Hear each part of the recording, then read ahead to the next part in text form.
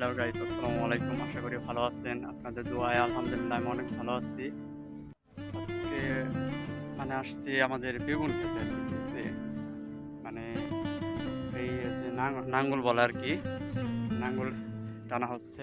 মাটিগুলো অনেক শুকায় শক্ত হয়ে গেছে। এই যে মানে খুব একটা বড় হয় নাই আর কি বেগুন গাছ, ছোট ছোট মানে মাত্র ফুল আসতেছে, আর প্রচন্ড রোদের কাজ করা অনেক কষ্ট হইতেছে। এই দেখতেছেন বেগুন ক্ষেত, ঠিক আছে?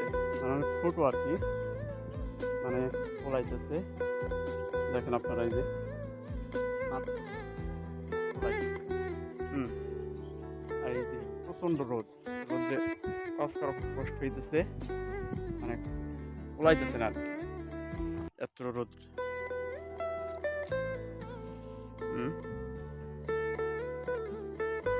প্রচন্ড রোদ, মুখ টুক ভেঙে গেছে, প্রচন্ড চুলকাইতেছে।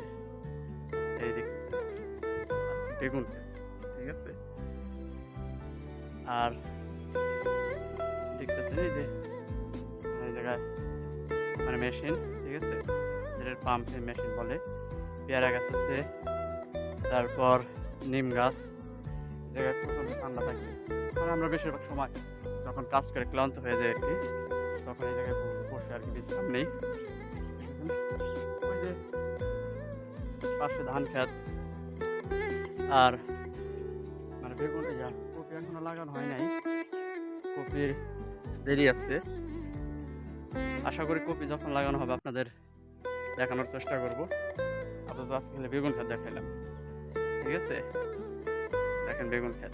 আর এই যে পাশে উস্তা অঞ্চল, যেটার করলা বলে আর কি, কিন্তু দুর্ভাগ্যবশত প্রচণ্ড ঘাস হওয়ার কারণে তেমন ভালো হয় নাই। তারপরেও মোটামুটি খারাপ না।